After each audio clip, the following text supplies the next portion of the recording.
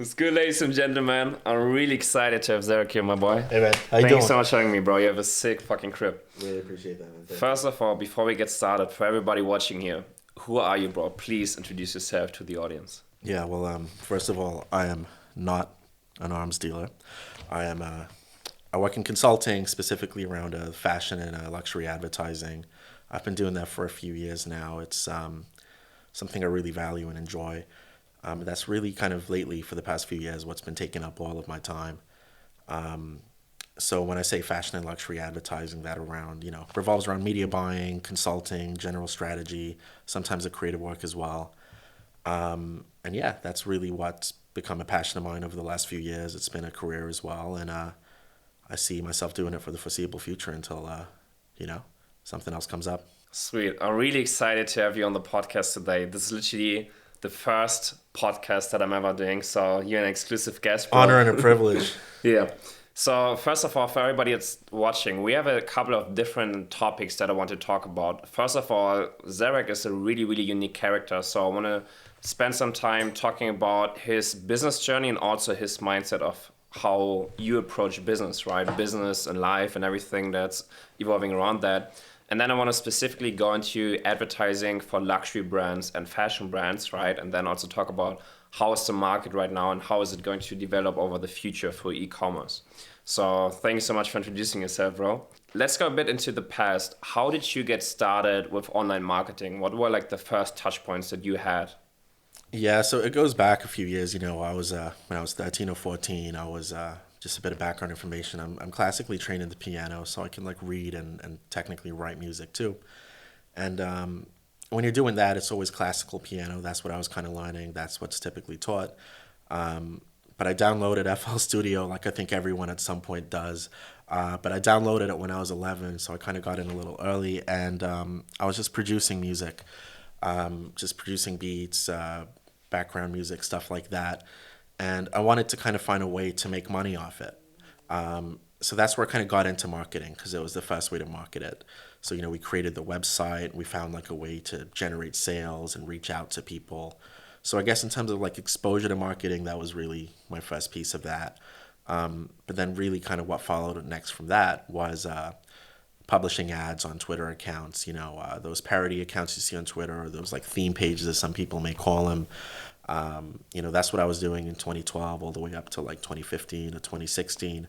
And that's when we were actually getting paid to advertise posts for people. Sometimes we would create products and brands to advertise on our own network. And it was a cool introduction to advertising because it took out the direct costs. You could grow a page for effectively free, and then you have the audience to sell to.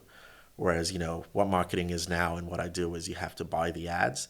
So it was a cool way to kind of get into it and experience it without having all these big costs which come with it now to get experience. So we kind of transitioned from music, which was finding a sales system and finding a way to get a product out there. We then took that to Twitter to kind of become the publishers and become the other end of that spectrum. And then, how that transitioned into fashion and luxury is I actually created a couple of brands, exited from those, and, that was centered around fashion as well. So I really wanted to work on what I understood. I've always been connected to that industry. I've always had an understanding of it. And I'm, a strong believer in if you're going to advertise something, you should really understand it and the industry around it. And it's easier to work around something if you're passionate about it too. So that's really the only reason I, chose fashion and luxury. It's not because it's a more fruitful industry to advertise in, not because it's easier to advertise by any means. It's probably more difficult. It's just I understand it, and I think that's really important when you're like working with brands and clients that you're both on the same page. Interesting. So basically you started making music, wanted to make some money online, and then got into the whole side of, okay, how can I market it to people? Yeah. And then it kind of transitioned into fashion. What would you say from like your earlier projects? What of the skill sets and mindset then really helped you what you're doing now with like fashion advertising? I think from the music thing, it is when you're creating music, you have components. For example, in a drums, you have the hats, the snares, the claps, the kicks, the 808s. From like the instrument side of things, you might have strings, piano keys, leads, and whatever it may be. You have to select all of those sounds. So it's a very creative process. You have to pick every individual component, which means when you're doing that, there's a lot of thought which goes behind it. And I think when you're really thoughtful and considerate when you're doing something and building something, that transfers over to advertising in the sense where you have to have a justifiable reason behind every step of the process you take. And then from the side of like Twitter and marketing, that was a transferable skill of learning to work with a lot of people simultaneously and manage those relationships, which is, imperative in client-facing work today. What I really like about the music, and we've also talked about this because I also have like a background in making a lot of beats, Yeah. like trap beats, hip hop beats, and stuff. And for me, it was always about kind of finding my own sauce, right? I really wanted to differentiate from what everybody else was doing because, like, you know, this too nowadays with like the music industry and how songs are being streamed on Spotify. Most of the songs are following the same pattern, the same drum patterns, the same sound selection. So Yeah. everybody is kind of sounding the same, right? Yeah. What would you say nowadays, especially in like luxury advertising, how important is it to find a differentiator and how much is applying same strategies or same principles? I think, for luxury, you need to have a differentiator in the sense where you can sell cheaper, lower AOV products, and that's where you need more. I'd argue direct response principles and kind of getting a quick sale, similar to what you'd see in like, those cheaper looking ads, where they're built entirely with conversion and action in mind, but then you're compromising a lot in the aesthetics of the ad.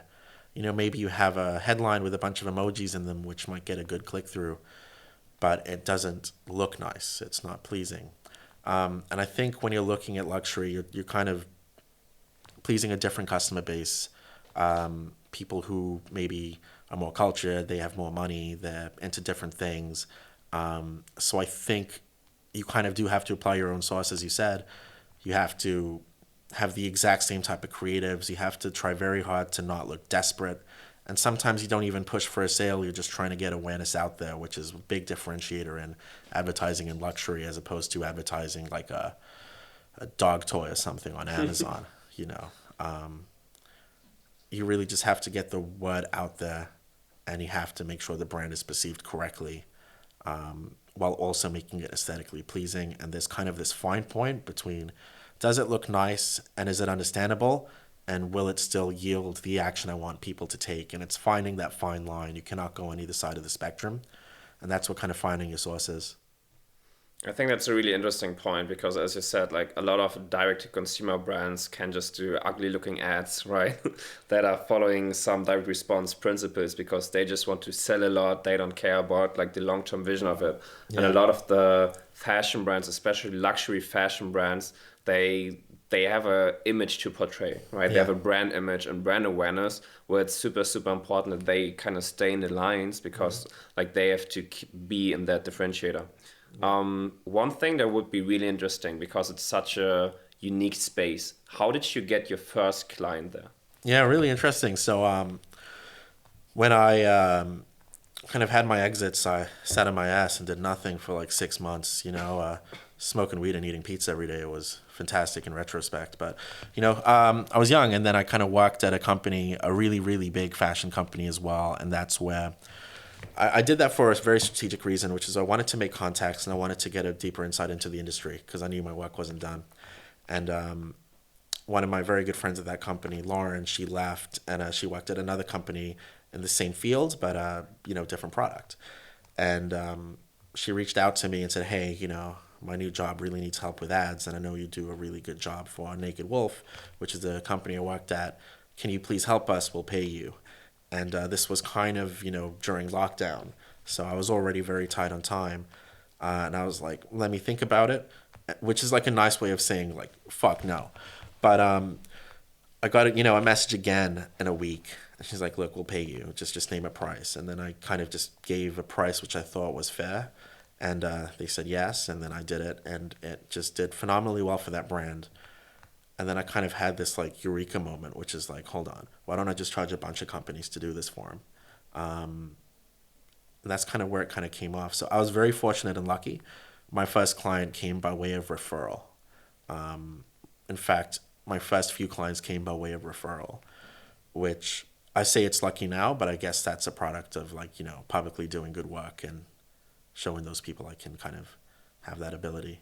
So from getting your first client to where you are right now, can you describe a bit the situation where you're in right now, just so for everybody to understand? I don't need you to mention specific numbers or revenue or Yeah, no, whatever. absolutely. So we focus, I think there's a lot of stigma around service-based work, especially around like advertising, which is the quality of work is not very good. And a lot of these large companies work on a churn and burn model, which is like, all right, people are consistently leaving, but we have such a good sales pipeline that more people come in. And that's always very unsustainable because you are reliant on your sales pipeline. But then you have like macroeconomic things which change, like a recession or whatever it may be. And then it's kind of difficult to keep that pipeline fed. And also, you don't really want to be losing relationships and gaining new ones consistently. So I was very, very cautious to grow the company very slowly, keep almost everybody and everybody ideally working with us. And I was always kind of under the guise of it's easier to take on fewer people slowly than it is to take on a bunch of people and rapidly expand.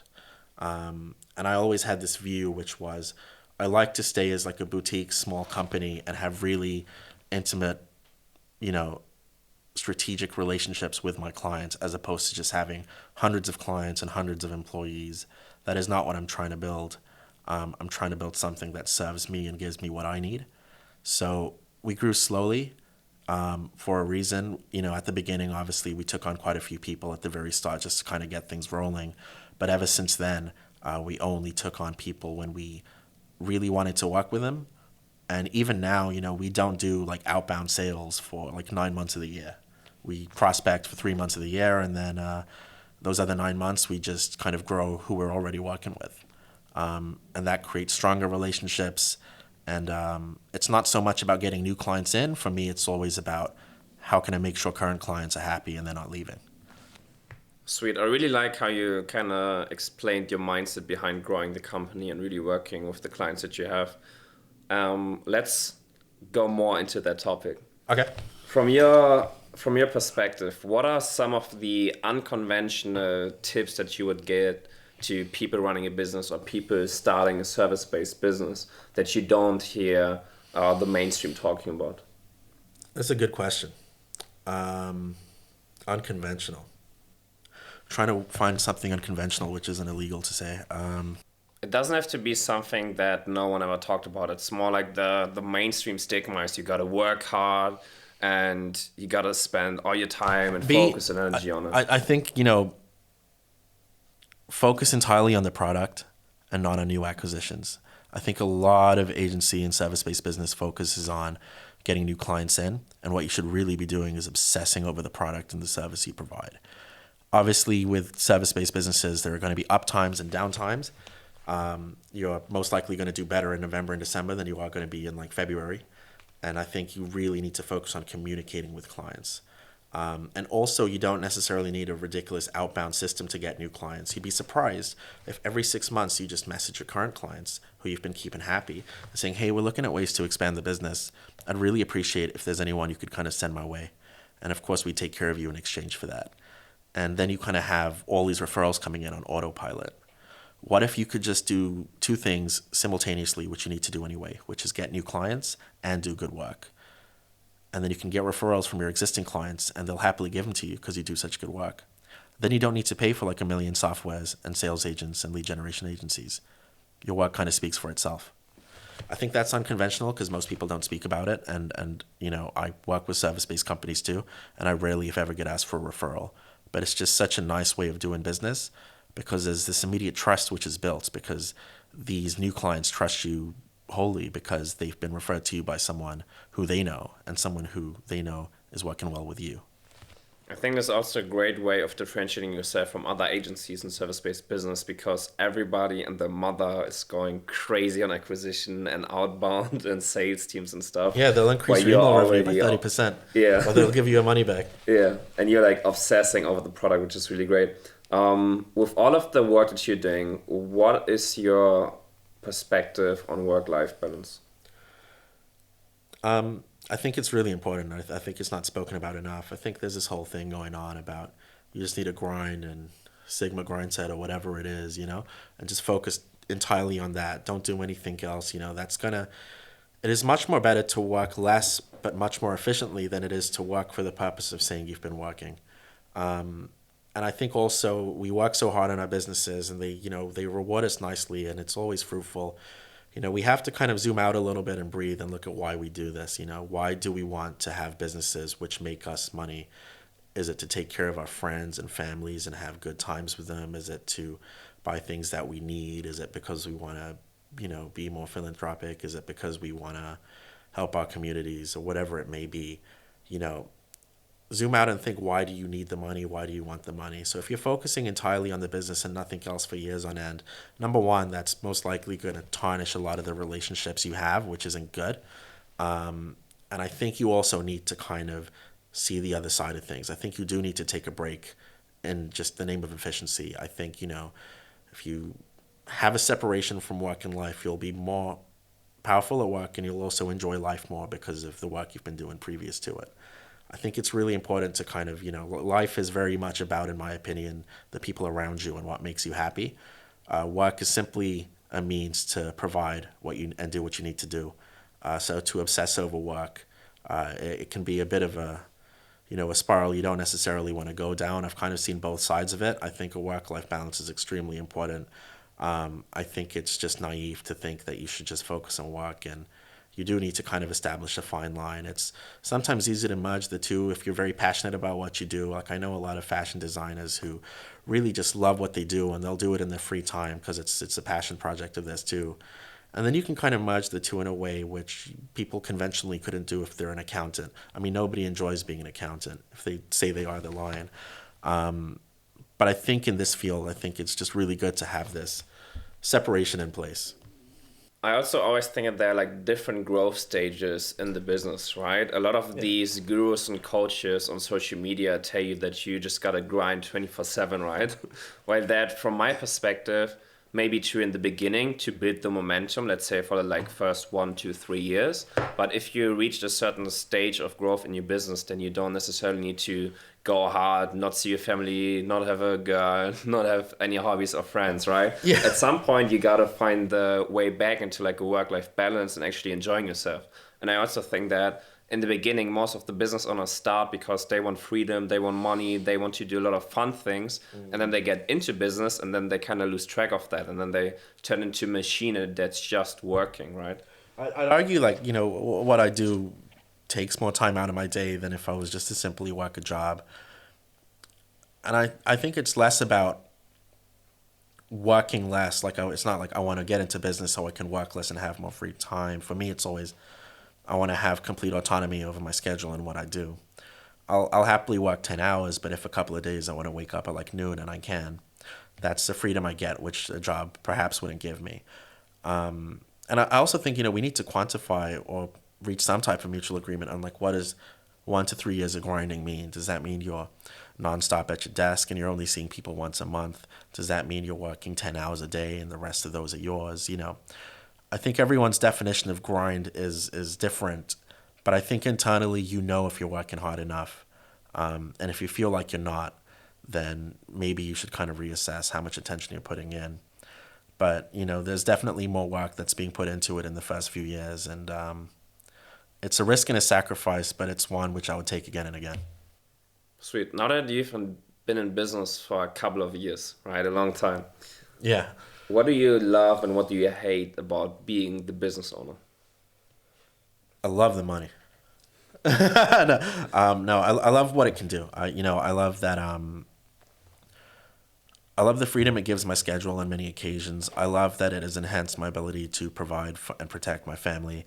I love that it enables me to kind of get things which I wanted as a child earlier than I anticipated. I love the kind of cushion that it can kind of provide me and the comfort it provides me as well. And I love the adrenaline you sometimes get from when business goes up and down, not so much in the service-based business, but in other businesses, things can be quite volatile. And I kind of love and thrive off that. It's not for everybody, but, I think people in business know what I'm talking about. And what I hate about business is in some aspect, the unpredictability it can sometimes bring, not in every type of business, but I'm sure there's business owners which have like absolutely no idea how much money they're going to receive next month. I hate that business can be an all or nothing game where you can be very successful or you could work for many years and kind of yield absolutely nothing. That's always a possibility. I hate sometimes the social stigma which comes attached to being a business owner, which is, if you go into a bar, for example, and you say, I'm a junior associate at like Deutsche Bank or something, it carries some status to it. Whereas you could be like an owner of a wood mill making millions and you can just say, I'm a business owner. And like, absolutely people don't care. I don't think people understand how difficult it is sometimes to work and create a business.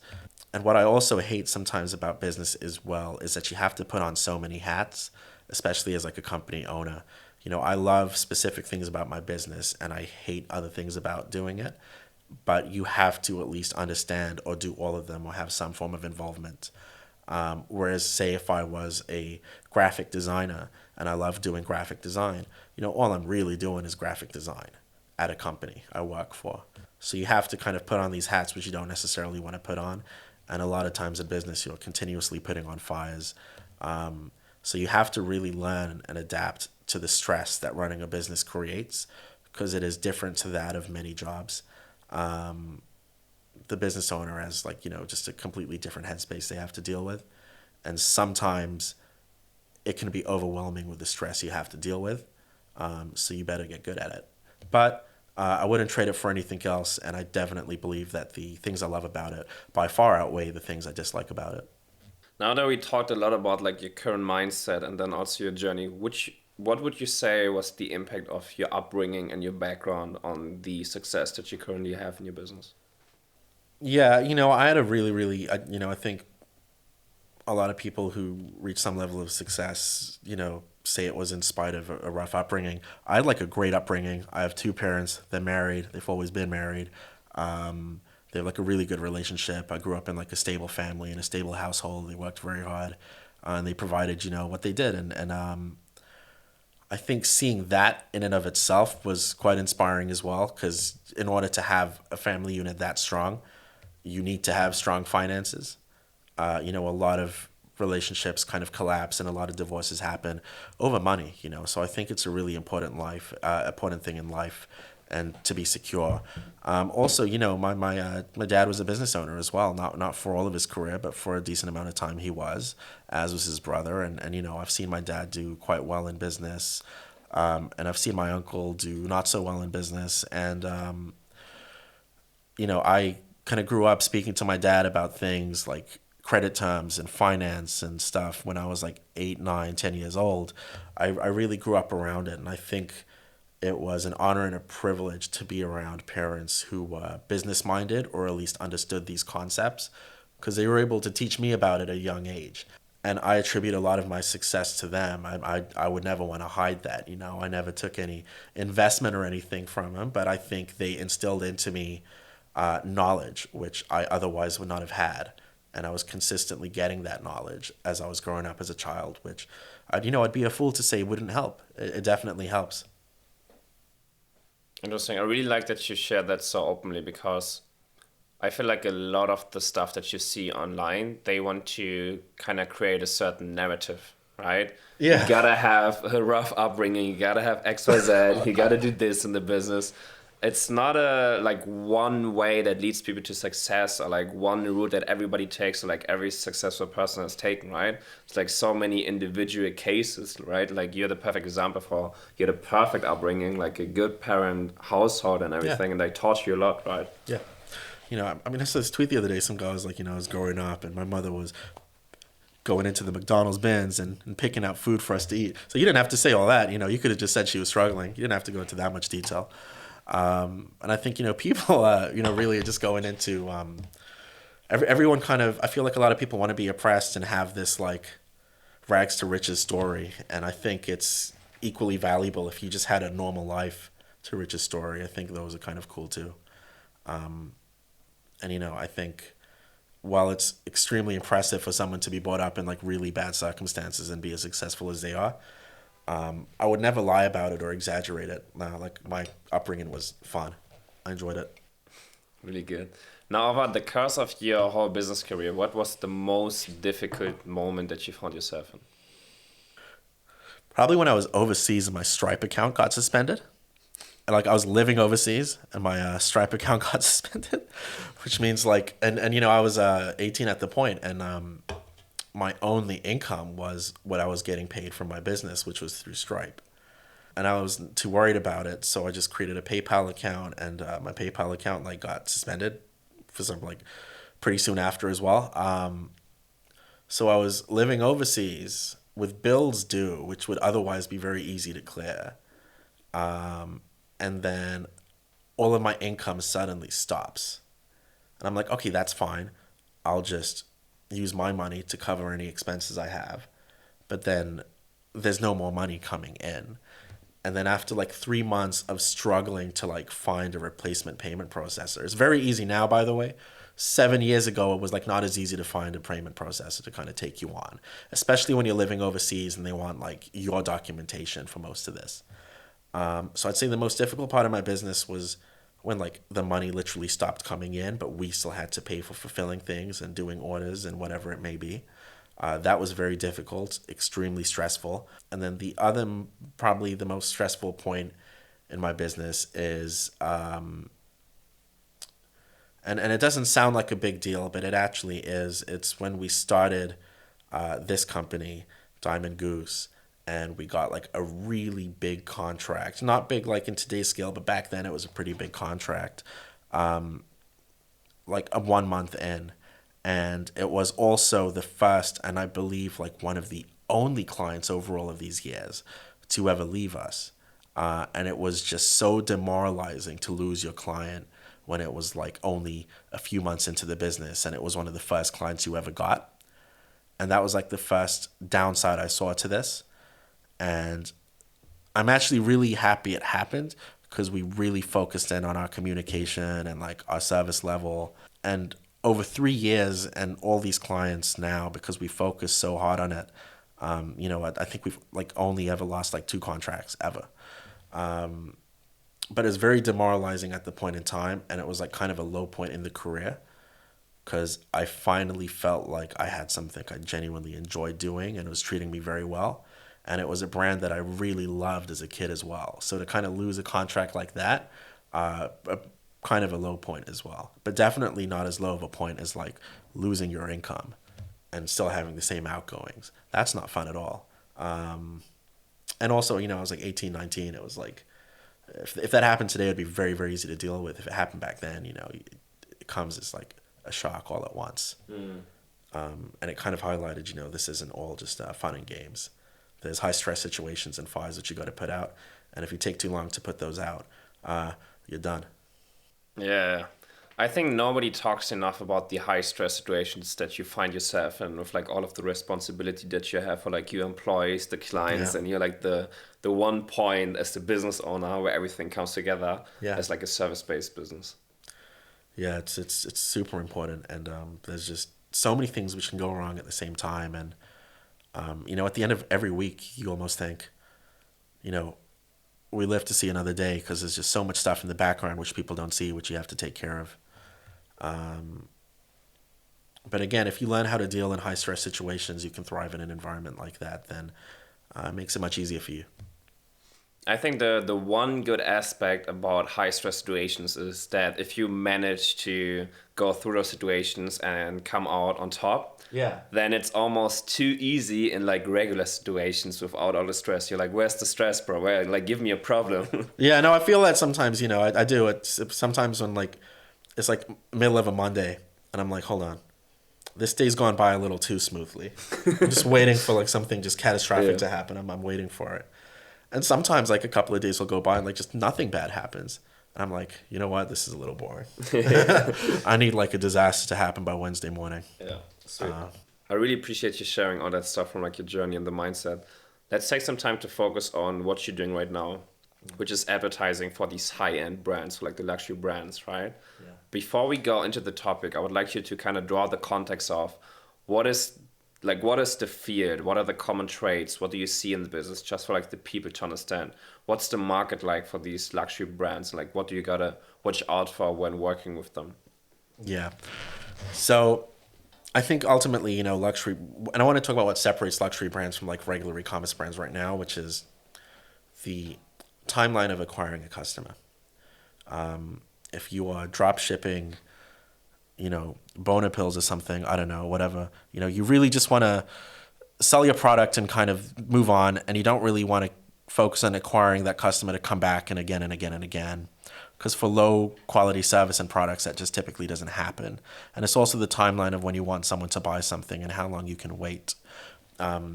With luxury products, they will advertise to you, and if you buy in 5 to 10 years, that's absolutely fine. Luxury brands look at things with the scope of longer time frames of acquisition, not necessarily because they can afford it, because the product is more expensive. Because I think a misconception is these products are also significantly more expensive to make in most cases. But the benefit that brings you is it allows you to advertise more efficiently and more thoughtfully because you have this longer time frame of acquisition. And I think also a lot of advertisers come with conversion first, everything second, whereas conversion and action and the appearance have equal weighting in an ad in the luxury industry. As far as like what the landscape is and how things are looking right now, I mean, if we go back in 2022 when the market went down pretty substantially on just a macroeconomic level, luxury actually did quite well. It wasn't really impacted the same way, funnily enough, as like Gen Z focused brands. They're somewhat recession proof for the most part. It's difficult to say what's going to happen this year, but if I just go on Q1, which just passed, probably like the best quarter for most luxury brands they've ever seen in a very, very, very long time. Recessionary environments typically impact, the working and the middle class before they affect the type of people who are purchasing these high-end products. I think another misconception as well is that these products are priced at a luxury price point and they're for a specific type of audience, but it's not actually wealthy people who are buying the products. It very much depends on a brand, and when a luxury brand becomes, not necessarily mainstream, but just recognizable on a global scale, like we're talking Louis Vuitton and Gucci, well, these brands are so well known that you have all different types of people wearing them. When you have like more boutique luxury brands or luxury brands where it's not so obvious what it is that you're wearing, typically the vast majority of your customer base is exactly who the brand wants to be buying the product. Whereas when you're at a brand at like Gucci scale, you have an archetype of someone who you want buying a product, but really you have no idea who actually is. And I think, they're doing quite well in these environments because they're not so impacted by what's happening around them. And I think that's beneficial. But similarly, they don't see wild stages of growth in like 2020 when the lockdowns happened, which other brands might have. Luxury was fairly consistent. So we didn't have like the benefit of that big e-com boom in that industry specifically. Similar to like Gen Z fashion brands. These people get student loan payments coming in and they don't own their houses or their cars. So they don't have these energy bills and the implications of a cost of living crisis impacting them. So they're also thriving in a recessionary environment as well. So I think to walk along those verticals is, really beneficial for me as a business owner, and also, of course, really beneficial for them because they can thrive in environments where everything else is supposedly contracting. What I find really interesting is you just talked about that these luxury high-end brands, they work on a way different scale and strategy, right? They have like longer term layouts in terms of how they advertise. Yeah. What would you say is the biggest difference in terms of advertising between these luxury brands and then usual D2C brands, for example, like consumable products and like lower end products? 100%. It is 100% the creative and what you put out there. I'll give you an example. Like, a lot of direct to consumer and CPG brands, they will focus on conversion fast content, big headlines, a lot of social proof, a lot of UGC, which are creative formats which luxury brands would never use, despite I'm sure there's plenty of evidence which suggests that UGC does work well and social proofing does work well. And these uglier looking ads, or at least these more playful ads, working in their favor. A luxury brand would never do that because they would never tarnish the brand's equity in exchange for revenue to come in. So they don't want to leverage those type of things. And I think that's like the major difference. With a CPG and a DTC brand, the theory very much is if it works on an ad, you should run it because it makes more revenue. Whereas with a luxury brand, there are hundreds of things we could do in the ad which would make more money, but it tarnishes the brand's value and equity, which they would never do in exchange for some quick cash injections. And I think thinking with that lens is super important in terms of longevity and perception. DTC brands could be, leveraging TikTok creators all the time and making playful content around them. A luxury brand would not necessarily want to do that because it doesn't speak their tone. And I think, sacrificing a quick gain in exchange for longevity is, really what separates the brands which are going to go bankrupt in the coming years with the ones which are going to thrive for generations to come. So you as an advertiser in this space, how do you adjust the strategies that you do for advertising for them in terms of regular D2C brands that you just talked about? I don't really focus on a bunch of D2C brands. I'm aware of the tactics they use and what they do, but I think from an advertiser point of view, I could get into account structure, but if we just go into creative, we have to very much be a little more conservative with what we put out there. And we have to kind of have it through a lens of look at it like a billboard or an awareness ad. Don't look at it like some internet pop-up or something which we want to see if people click through immediately. We have to put a lot of attention into simply, does the ad look nice? Will people see it? As opposed to, can we get this conversion at this time from these people? I think also what's important is you have to be very specific with like where you place the ads. With a direct-to-consumer brand, you can be a little more open where things go. For example, we would never use the Facebook right-hand column, or we would never necessarily use Google partner websites because you don't know where your content is going and you don't want to be next to propaganda content. And we would never put it on things like Snapchat because Snapchat, if you go on the discovery page, there's a bunch of weird stuff around it, which is definitely not on brand. So you have to be very careful with placements, very careful with creative and tone, and absolutely under no means can you kind of put an ad where it shouldn't be. And it's about creating this fine line almost as if it's like some equilibrium point between, is this going to work? And will people understand what it is? And then the third point being, will we at some point yield an action? It doesn't have to be right now. So it's very much looking through the lens of, are we giving a good impression as opposed to, can we get them to click? That is the biggest separator. What I find really interesting about the stat, they're so overprotective with their brand, right? Yes. It's not only about how do you advertise and what's the strategy and what are like do's and don'ts, but also what is the environment of where people will see the ad and have touch points with the ad, right? Exactly, yeah. This is also what I see from doing conversion rate optimization for like those kind of brands and the websites. Same with what you said, you have stuff that works really well, right? Like social proof or scarcity or urgency or something like that, those kind of strategies. But then if you would use them, it would tarnish the brand's image, right? Yeah. So it's more about factors like exclusivity or like a high price point, or really kind of portraying this emotion and like this brand feeling. How would you say, like, what is your approach for really delivering this in the ad? Like, what's a good strategy of kind of capturing the feeling, the emotion, and like this exclusivity that these luxury brands have in the creative format? Yeah, so I think just going back quickly to what you said, I think the biggest barrier in luxury is the price point for people to buy. And we'd always get messages from like buy now, pay later services. And I think that's like a very strong example of, obviously the conversion rate would go up if it's easier for people to buy because we could get more customers. But the whole point is it's not meant to be something that you should finance. It's something that you should just be buying outright. And you see it on like a high level scale. If you go on like Watches of Switzerland, if you go on their website, they're always going to advertise that you can like pay monthly for a watch. But then when you go into the Patek section or the Audemars section or the Rolex section, they don't allow any financing of any type on their watches, and it's not because of the price point. It's because they don't want customers to do that with their brand. In terms of how we deliver something on a luxury point of view, it has to really be aligned with the brand tone and exactly. I think it's very important to have an archetype in mind when you're creating something, which is sometimes difficult in this environment when you have like ASC and PMAX campaigns where it's kind of just casting a wide net, which means your targeting very much is dictated by the creative you have out there. So, for example, if you have a shoe brand, your archetype is women with very high-end jobs living in New York City. You have to make maybe contemporary content with this specific color gradient, which really speaks to them, and not necessarily what is going to get them to take an action, simply what speaks to them.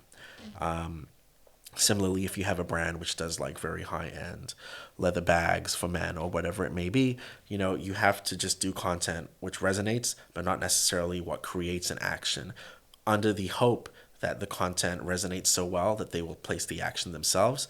And it doesn't have to be now, it can be in their own time, and it can be down the line. So it's very much focused on the creative itself, and the demographics and stuff that you select within the targeting. We don't necessarily want to cast a wide net when we are doing the targeting for some luxury brands, because we don't necessarily want everybody to see those ads. If you're a customer of Brioni and then your unemployed friend who's been unemployed for 10 years is getting Brioni ads, it makes Brioni look bad as well. So you have to be very specific with who you're showing these to, and you don't necessarily want to cast a wide net when doing so. Whereas with DTC and CPG, it's really, whatever content works and whoever sees it can buy it, we don't mind. We'll show it to everybody hoping people will bite, and then maybe we can kind of niche down from there. Whereas with luxury, it's very much, start as you mean to go on, and make sure it's in front of the right eyes, not just any eyes. I think that's something which is the opposite of what a lot of people are doing in advertising right now, but it's, I must iterate how important it is to not cast wide nets when you're advertising to these type of people and audiences, and when you're pushing these specific types of products. You don't want to show it to everybody.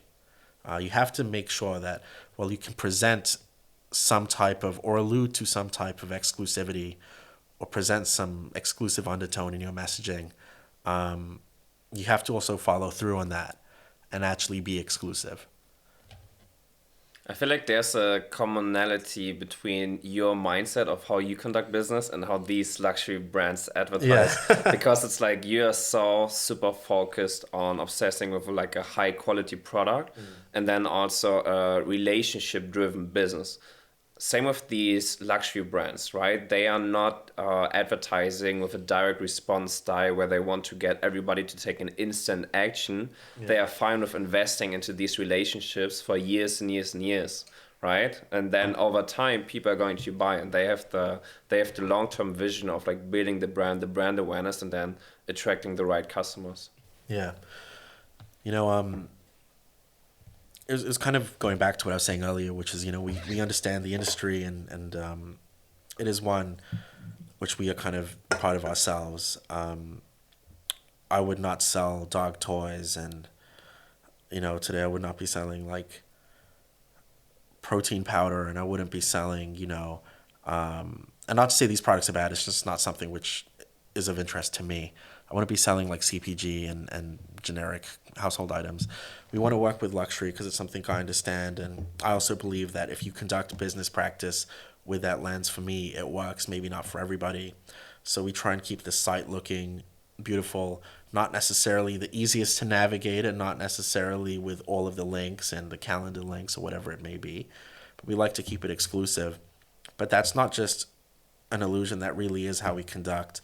If you are referring business to us, they have to have 2 referrals and not 1. So you have to somehow know 2 clients.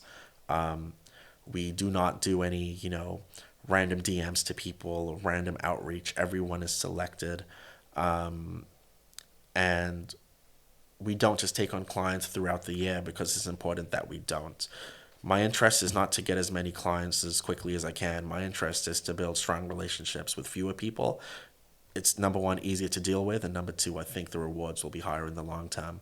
I'm not trying to make a bunch of money and grow hyper fast in the next 2 years. I just want to make sure that I'm thriving today and in 5, 10, 15 years down the line. That's what's really important to me. I really, really like that.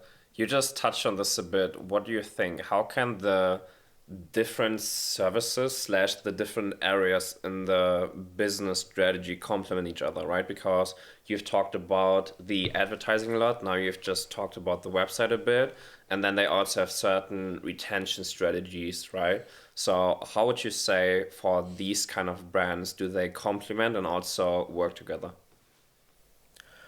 That's a good question. I think it all comes down to like focusing on product. And what I mean by that is a lot of the concerns that business owners have and a lot of the issues which come their way can be answered by product. And I think we don't really have to look far to see how that makes sense. I mean, there's always this misconception that when Google releases a service on their phones and Apple doesn't do it for 3 or 4 years, it's because Apple's technology is behind. It's not because it's behind, it's because they're working on perfecting it and making it trouble free, and Google may be working on bringing it out immediately. So I think there's been this whole discussion of like move fast and break things and startup culture, and I don't think it's necessarily sustainable, especially when if you really break my business down, it is managing other people's money and growing it for them. That is really what it is. So you don't have the privilege of moving fast and breaking things. You have to move slowly and thoughtfully.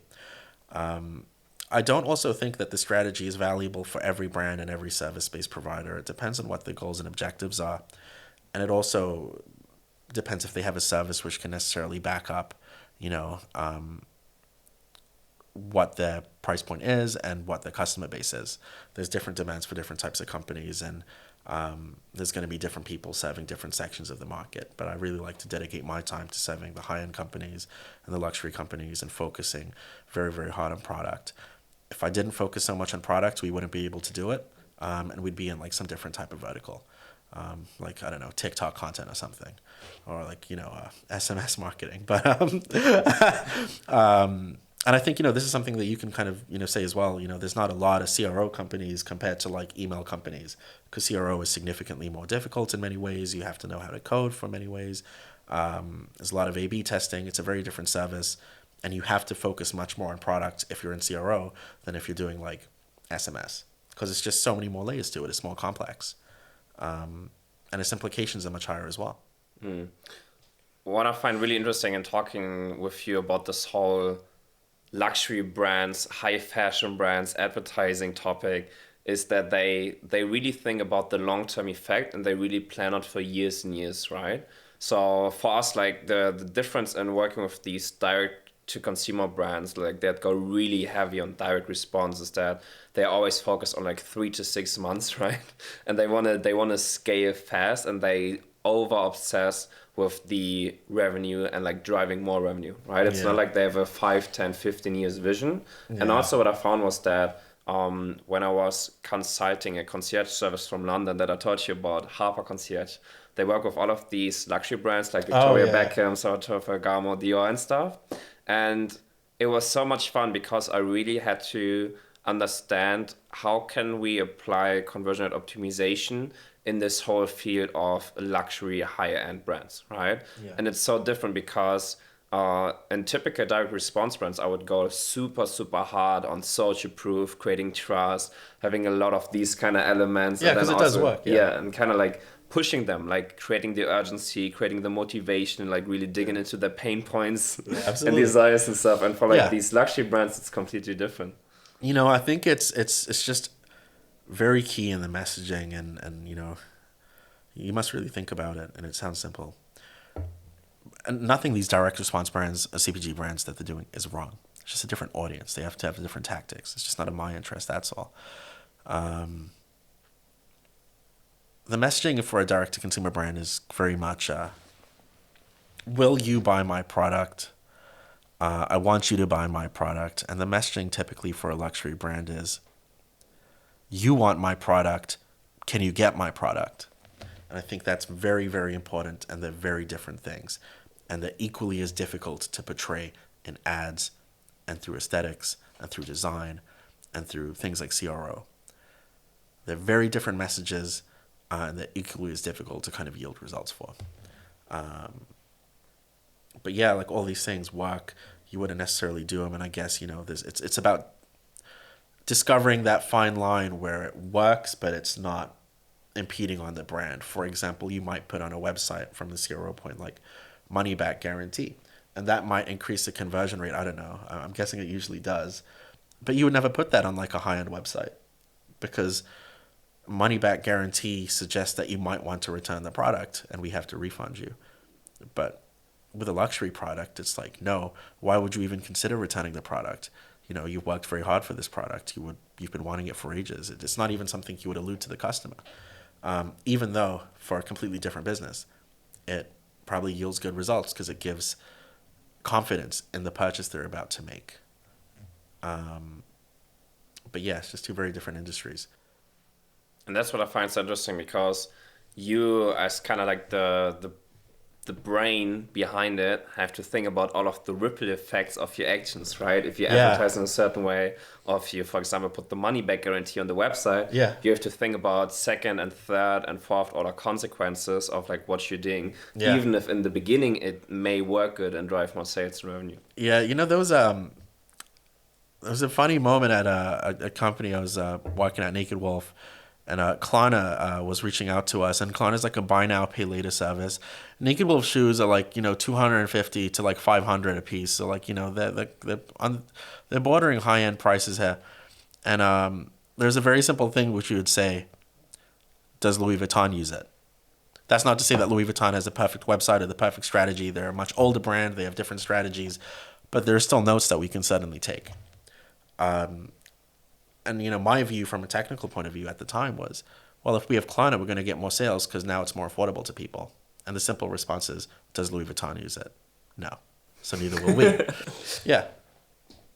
I might use it in the future. Does Louis Vuitton do it or no? Yeah. That's a good mental framework. It's a really good framework. Like, do they do it? Whereas you look at the biggest e-commerce website in the world, Amazon, they have all like these amazing CRO tactics, which don't necessarily look nice, but they're doing it because it works. Now, to kind of round up this discussion conversation, I want to talk about the market and also even focus more on the future of e-commerce. Yeah. You kind of talked about this, is that we are in a recession phase right now. We have been kind of in an economic downturn over the past couple of years. And I want to talk about how did it affect the market, and also what do you think from your perspective, how are the next, let's say, for example, 5 years are going to look like? So I think the future of e-commerce overall, I think it is on the positive. I think it's important we begin with that. I think what was a gift and a curse to the industry was in 2020 when everything just grew so exponentially, quicker than it was originally meant to. And I think it wasn't necessarily that things were going down in 2022 on an overall scale. It was just they were correcting themselves back to what they should have been. I think people are going to be focused more on buying things consciously, and I think we're also seeing a shift in consumer behavior, which is, let me not buy the cheapest thing and the most convenient thing, but let me buy things more meaningfully, which will last me a long time. Which means I think brands will have to focus on quality and product more. I think they'll have to focus on marketing more.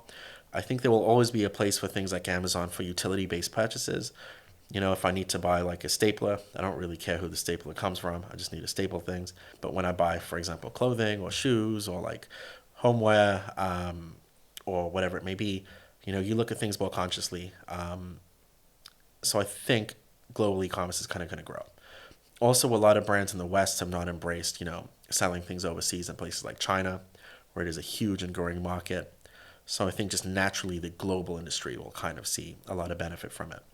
I think in terms of specific brands, I think they're definitely going to die as well, though, based on unsustainable practices. I think, you know, as the industry, it will grow, but I think specific practices are poisoning brands, which is going to kind of cause them to collapse. I think that's reliance and not diversifying. I think a lot of brands in the early ages were like very dependent on Facebook ads or Google ads and nothing else, and it was fueling the business. You know, you're living on rented land, and as these ad prices go up and down, it could take your business out in the process. So I think if brands aren't diversifying, I think, you know, but I also think these early days still, I think people are still learning and kind of figuring a lot of these things out and realizing that there aren't any best practices, generally speaking. But I do also believe that it might get worse before it gets better. And that doesn't necessarily mean that it's going to get worse for everybody. I just think on an industry level, some brands over the next couple of years are going to thrive, and I think a lot of them are going to kind of go out of business. And that's not necessarily entirely due to macroeconomic pressure. It's also just because they were creating practices which weren't really sustainable. And once there's a little bit of change in consumer sentiment, those practices are really going to kind of come to light, and it's going to highlight the flaws in the business, creating it to be unsustainable, and they'll kind of be out. But I think once that happens, and Shopify and WooCommerce and whoever it may be develop their ecosystems, and we get a better understanding of logistics and the supply chain corrects itself, and there's more open ways to find trade partners and factories and all this new technology which will come and supplement this industry. I'm very bullish on it, and I think it's going to do exceptionally well. But I think it's very important that it's contingent to many other things happening, which I have no control over.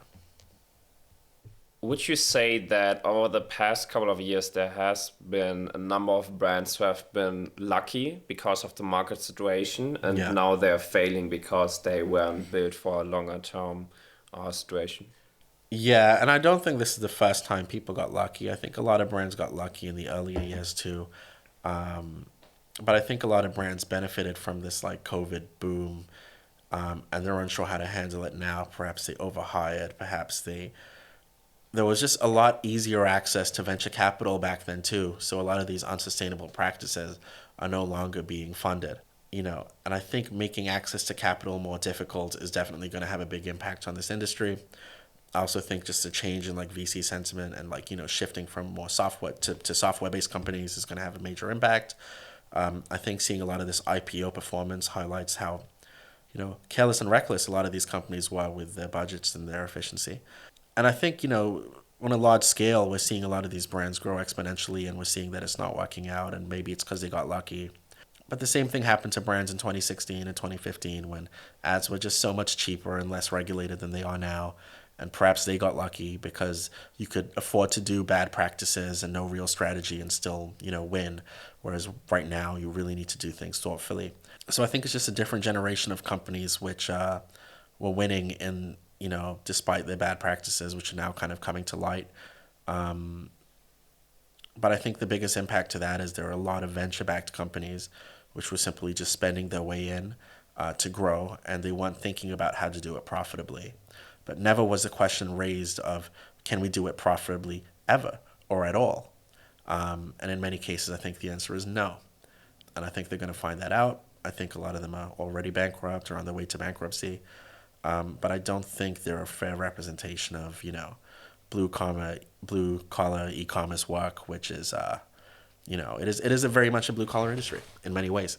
And I think these companies, have given it a bad name, put it in a bad light. They've made ads more expensive for everybody else. They did unsustainable things, and they're going to go down. But I still think the industry as a whole has been thriving, not only for the past few years, but really a couple of decades almost. eBay very much, paved the way back in the day in the early 2000s. We've grown exponentially from there. We had huge logistical changes when Amazon Prime got introduced, which really meant we'd get things in a day or sometimes in the same day. I know Shopify is working on their fulfillment logistics. I think things are looking up.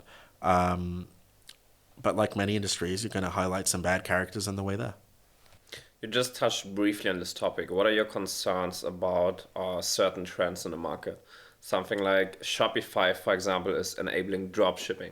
And there are a lot of players in the market that enable drop shipping, or that put a lot of focus on this, which, as you said, it's kind of putting trends into the advertising channels, for example, right? You see certain ads, you see certain trends, and then also you see that the consumer behavior is shifting because they are getting more skeptic, for example, or they're kind of getting used to it and catching up on this trend of, if I buy a product, it has a 10 to 14 day shipping time, and it comes in a box from China, and it's just a shitty product. They are maybe going to buy less in the future from these online stores after they've seen an ad. It was a really risky bet from Shopify when they did that in 2016, 2017, and debatable to even say if it was a gift. It was a bet that was successful. It was a double-edged sword, really, right? Because on one end, they are promoting people to get into business and start a business, but it was an unsustainable business which they were promoting to people. And the reason they did that is because it's so cheap to get into. And I believe Shopify's kind of messaging was, experiment with this and then eventually buy inventory and have like a real business centered around it. Most people didn't do that. And it also was very risky because these people were not business owners. They were not operators. They don't know how to do customer service and whatever it may be. So it really creates a bad environment for the end consumer. And they might be like, oh my God, if I just bought this on Amazon, it would have been here, yesterday. And now I have to wait 2 weeks for this subpar product from China, and this company is not even replying to my emails. Who do I speak to? It created a lot of issues. I think Shopify should have focused more on the messaging of, do this as a taster and then build it into something that's real. And I think Shopify didn't provide enough resources at the time to show people how to do that. I think also Shopify, and it's also an issue because Shopify was a high growth tech company. And one of the metrics that they look at in high growth tech companies is how many new users did you acquire? Well, they have to kind of get away from commercial and enterprise marketing to do that. They have to kind of make it a consumer product. So like, hey, make money online, sell products without having to buy them, join Shopify. They've consumerized the products, get a bunch of new people in, and in the process, they've created some really good entrepreneurs. But it was a very risky bet. And, they even acquired like Oberlo, which is like a big drop shipping platform. And Shopify's kind of shifted away from it now because they just shut Oberlo down completely. But, drop shipping and stuff like that was what really fueled Shopify. And the one benefit, I guess, of it is it brought a lot of people to the industry, which I think is good too. But, some things are not meant to be consumerized. What are your thoughts on the future of e-commerce? I think it's going to be looking good. And I think, as I said, it's going to probably get worse before it gets better. But I think overall as an industry, we're shifting away from bad, things like drop shipping, and we're focusing on building brands and companies. And, when you pair that with the market is a really good regulator in a sense. I think if you had like a drop shipping website 6 or 7 years ago, most people wouldn't know. And now if you made one, I think most consumers would know. Consumers get more intelligent every year. And they're a really good way of regulating the market to make sure like one of these bad actors kind of come into play. And I think also just generally people are kind of shifting away from that, building actual brands. And I think, it's not really a case of just direct-to-consumer product. Is it Shopify? I think Etsy and Amazon are equally helping people get into the space and grow it exponentially. Amazon's work in logistics is phenomenal. Etsy's barrier to entry is great. eBay's ability to understand the principles is fantastic. And Shopify, if you really want to build a personalized brand around everything and what you're selling, it's good. But I think it's still early stages. For the most part, in the grand scheme of things, I think it can be significantly better. But I think there's just some things that need to be handled first, like logistics, because there's big companies like Mr. Porter, the Net-a-Porter Group, Amazon, which, they have the logistics nailed down. That's something we need to fix on. I think sustainable growth is something a lot of companies need to figure out, and if they ever do, that's a different question. But, I would say this is pretty early on, despite seemingly having worked in it for years and years. I'm still very bullish on what's to come next. And I think these companies are continuously innovating too. They're not kind of resting their laurels. So whenever companies are innovating, typically it's a good thing for us in the wider space because it creates new opportunities. And I think it's going to look very different even 5 years from what it is today. And I think a lot of people are going to have to adapt. Sick. Bro, I really enjoyed this conversation with you. The last question to round this up, what are you most excited for the future?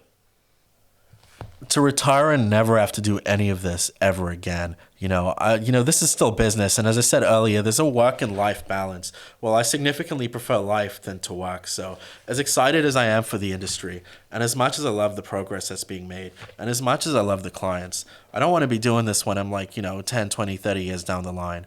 What I'm really excited about is I hope that business continues to grow and does well. So one day I don't have to do anything at all. Perfect. Thank you. My man.